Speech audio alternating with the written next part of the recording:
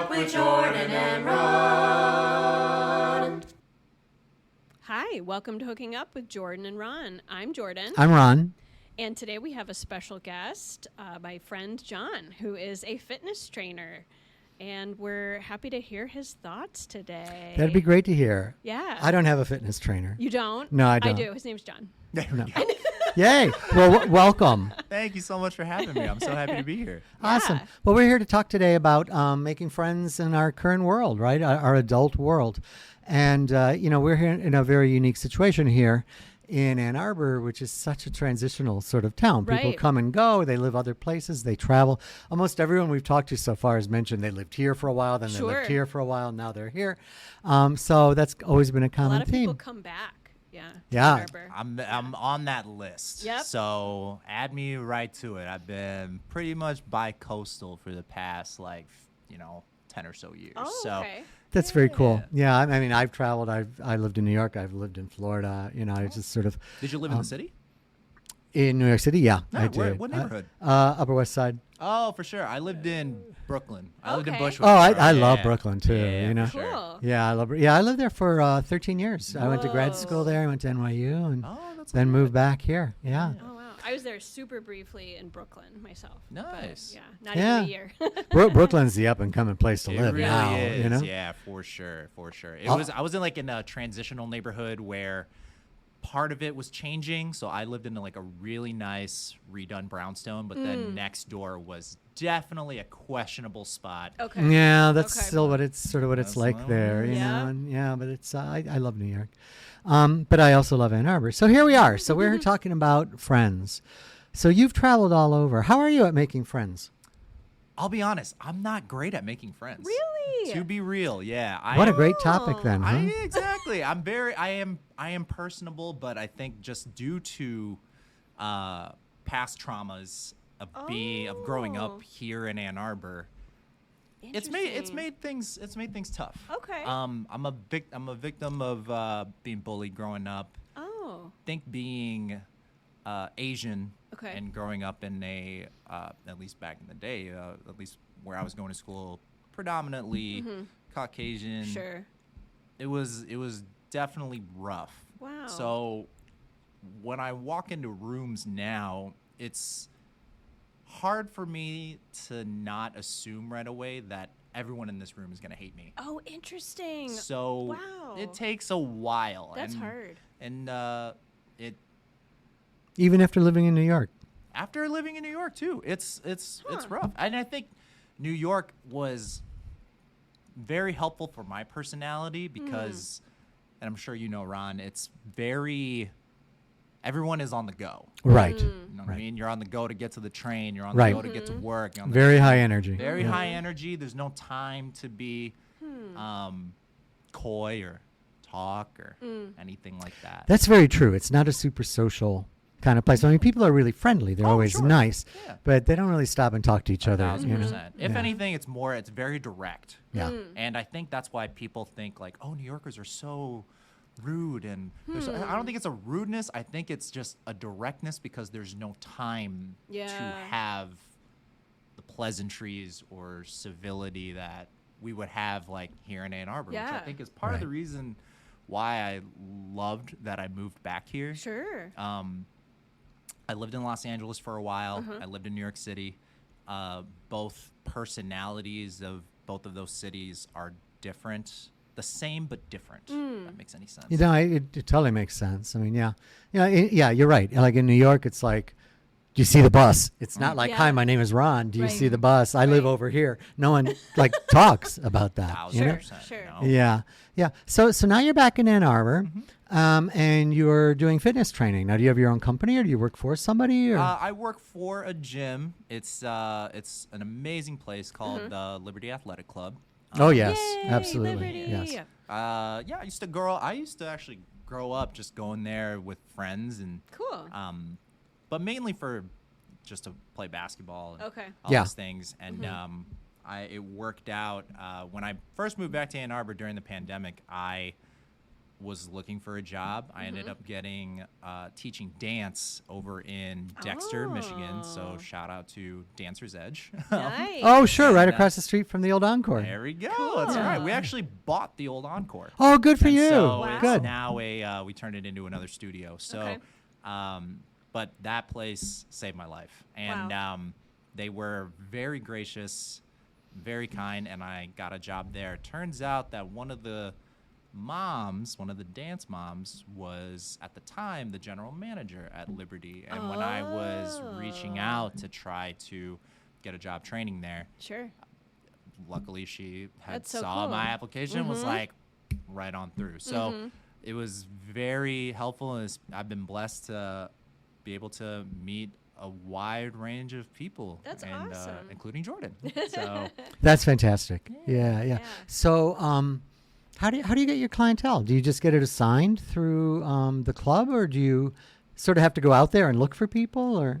it's kind of a mix of both. So what's great about Liberty is that they almost essentially throw clients at you, Okay. which is really cool. Sure. So when people sign up, that you get a couple free sessions, and then it adds to your schedule, which is great. And then it also makes the job a little easier, because then it's almost an immersive kind of thing, so you can see what personal training is actually like. Oh, that's great. What Yeah. will you expect? How can I be of service to you? Yep. And it's really good. And and it's also a great way to also just meet people and just work on social skills. For sure. Oh, I would we think chat so. like the whole time Oh, on 1,000%. training. It's Oh, like, that's yeah. great. he's like, "How you doing? How's dating life? You going on vacation? What's happening today?" I'm like, Exactly. "Okay, let's talk about it." For Like, sure. If there are, I wish that our sessions were longer sometimes, I because I know. feel like you and I start geeking out on a bunch we of things. do. We do. Well, we're both like Disney people, Ron. Oh, just by okay, the well, I'm way. a Disney Yeah, person yeah. too. Disney I- adults. John is I lived across the totally- street yeah. from Disney. Oh, there you know, we so, go. Yeah. Yeah. I worked at Disney for a really long time, and so it's just Disneyland, right? Disney. I worked at Disneyland, and I also worked at Radio Disney and Disney Channel. Radio for Disney. You yeah. do have a voice for radio. Yeah, I was on air for a while, and I also hosted a lot of the live events Oh, back in the day. fun. So Oh my gosh. it's it was really Like cool. Kids Bop. Good for you. Yeah, back in the day, man. But man, those are very social Yeah, for jobs. sure. You know, Disney's all people all Yeah. the time. A lot of the friends that I do keep in touch with still, they are all Disney folk. That's Yeah, cool. I'm not surprised. Wow. Did you do college program, or are you an actual employee? I was an actual employee. Oh, that's so great. I had a couple. One of my best friends in the world, Michelle, who I still keep in touch with and still consider one of my best friends. She did the college program in Florida. She loved it. That's awesome. Loved it. Yeah, for those people who don't know what the college program is, or you're looking for careers down the road, if you're currently in college, have a good grade point average, want to do something really cool, Disney actually offers a semester at Disney where you get paid to work there and you get college credit for it. That's Oh, a cool. cool Okay. program. A lot of the employees stay there. In Yeah. fact, you know, they were pretty smart about that. In fact, Disney started this new relationship, at least in Florida, with University of Central Florida, Oh, and nice. they Like a pay for feeder your program college. Almost. Oh my Well, they gosh. pay for it. They Yeah, they pay pay your full tuition. That's you know? amazing. It's really cool. Wow. Yeah, yeah. But working with Disney is actually, I find that the workplace provides, at least for me, a better way to make friendships. Oh, okay. And that's a lot of the so when I was in college, when I was at Disney, it opened the avenue for me to actually make connections and meaningful connections Sure. with people. Like I said, my friend Michelle, I met her at Disney. We worked events together. It was great. And then turns out she was also a dancer. She then introduced me to a dance crew by the name of Blacklisted. And I had made lifelong friends from there. And then Ron looks like he knows what that is. Yeah, well, I've heard of them. Yeah, and that's and they also have great names for their groups. Oh, you cool. know? Dance crews have, and it introduced me to a whole new world. And then from Wow. there, I was able to get connections to work at one of the best dance studios in Los Angeles. It's called the Movement Lifestyle. Oh my Shouts out gosh, I to love Sean it. and all of them. Cool. They I was able to meet people through there, and then I created a network for myself, but just starting from this workplace. Okay. And That's how you do it. I mean, it's Yeah. like finding that common ground. it's so hard for me to just generate friendships out of thin air. No, it is. It's No. like what is your common like? Oh, we're at the same place for lunch. Okay, well, yeah, maybe. Yeah. Like what Exactly. else? But what else? Oh, 1,000%. Yeah. It's I have friends who, even when they want to, for example, like go ask a girl for their number, it's just natural. Yep. And Yep. for me, it's a life and death situation. Oh wow. You know, so yeah. it's rough Yeah. for sure. But it sounds like you're working through some of that stuff. Like from what we've talked about, Oh, yeah. therapy-wise, we both have gone through Oh, therapy yeah. and stuff. Is that helpful to help filter through that and make and kind of like change the way your brain is approaching those things? I would say so. Yeah. It certainly, there's a lot of cognitive refiguring Sure. that I have to do.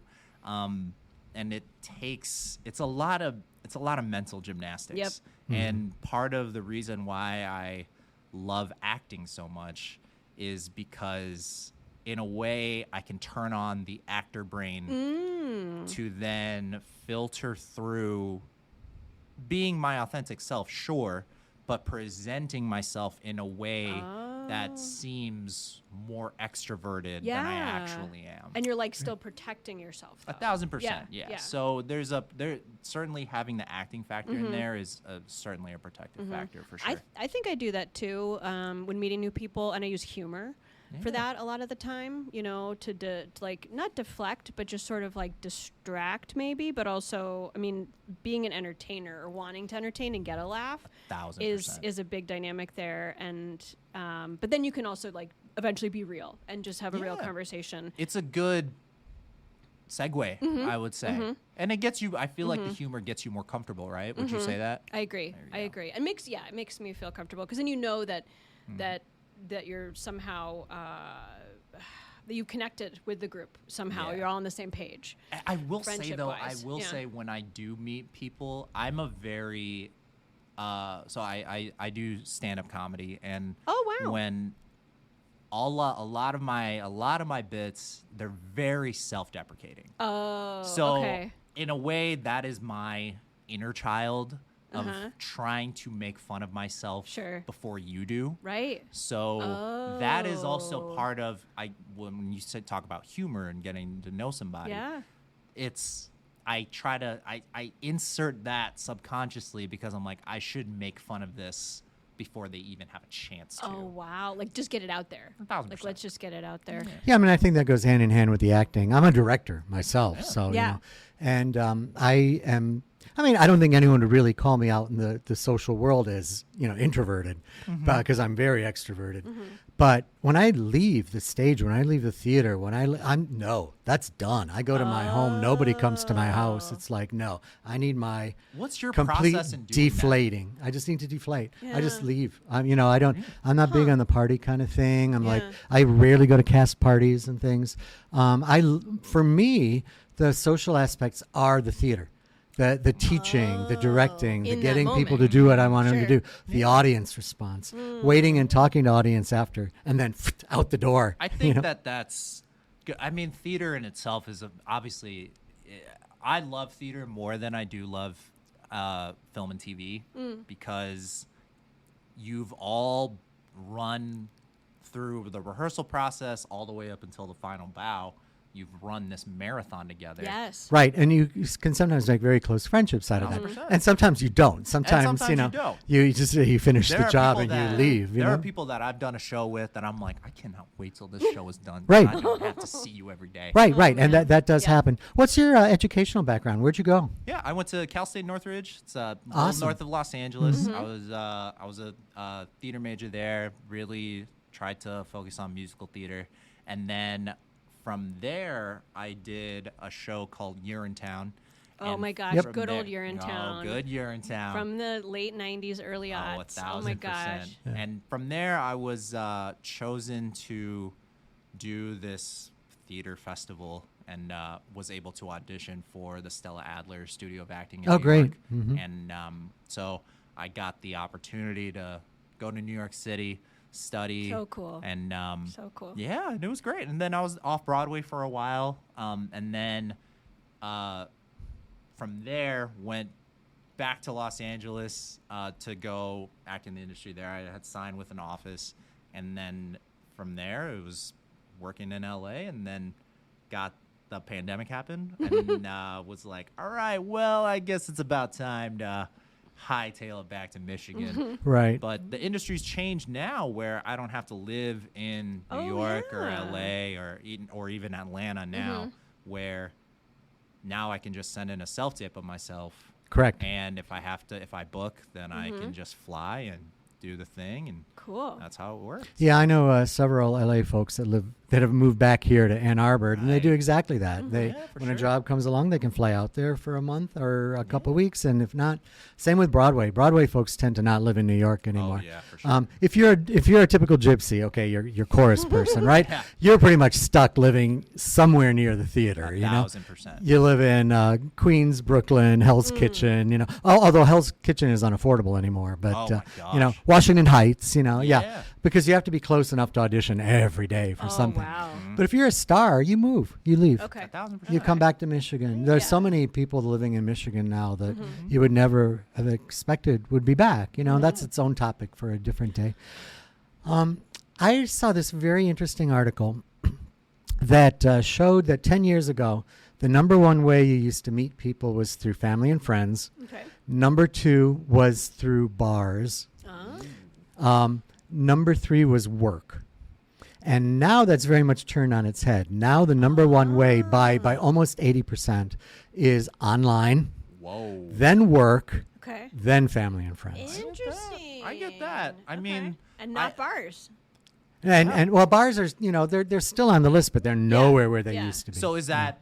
Would you say that that's due to the pandemic? In I think terms so. Of kind of flipping it, because the only way you were seeing people was Right. through the That it was workplace. still like another Right. world, Yeah. but online. I think so, Yeah. and you spend a lot more time with your work colleagues. 1,000%. Yeah. I mean, when you think about working in an office, you interface with people every day for a Right. few minutes each. It's not hour after hour after hour online with these folks, which made it very difficult to do online work for a while there, because no one wants to be with their co-employees all the time. Ah, Sure. yeah, exactly. But I think it also resulted in more relationships, I think. More people started really learning about each other and spending time to get to know who you're working with. for sure, for sure. And that probably continues now that people are more conscientious of that. And especially, I think, because especially if you're going through a worldwide pandemic, it serves as almost being like trauma bonded with one another, Oh, yep. because I you're think so. all Yeah. collectively Similar going through the same thing. experience, Challenges. Yep. 1,000%. Yeah, I mean, like I still do most of my therapy on Zoom. There's a couple of people I'll see in person during the week, but otherwise I do them all on Zoom. Yeah. My girlfriend, she is also a therapist, and she had to stop doing telehealth. It was Really? she's very active. Unfortunately, she suffered a good amount of concussions. Ooh. So she looking at a screen for so long, people Oh, the blue light. Right. Yeah. it's definitely That's tough. tough. And so she's now she's made a deal now with her current workplace to have only in-person sessions. Nice. Good. And but I think if it ever comes down to it, I know that she'll be able to do it. But yeah, man, it's Wow. it's hard. But Yeah. I mean, big ups to you, honestly. Yeah, I mean, Yeah. but a lot of jobs have changed that way. Yeah. Things are They like have. part-time, Yeah, my partly HR at work home, is part pretty at much work. remote. Yeah. Yeah. So it doesn't give you all those opportunities in person to meet people, but lots of times you meet people in surprising places. It really is. Yeah, for sure. Yeah. So if I were going to go to Liberty Athletic Club, could I ask for you to be my trainer? You could ask for me. I'm just not gonna hype myself here. All of the trainers there are top notch. Yeah. And there's people from all ranges and backgrounds that we all kind of come together collectively to try to help you reach your goals. That's so, great.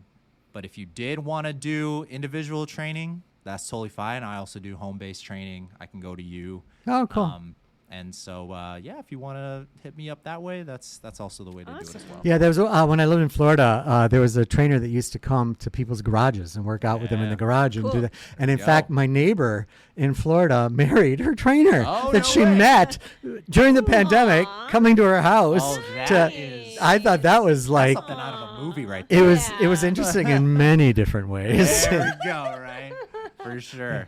Well, our guest today has been John. This has been fun. That's 20 minutes. There we go. Can you believe that? I mean, Yeah. time flies so much in Yeah. these Oh, for sure. podcasts, and we may have to have John back sometime. This was a lot of fun. I really appreciate you Absolutely. guys having me on. Thank you. Thank you. Thank you for joining us. Yeah.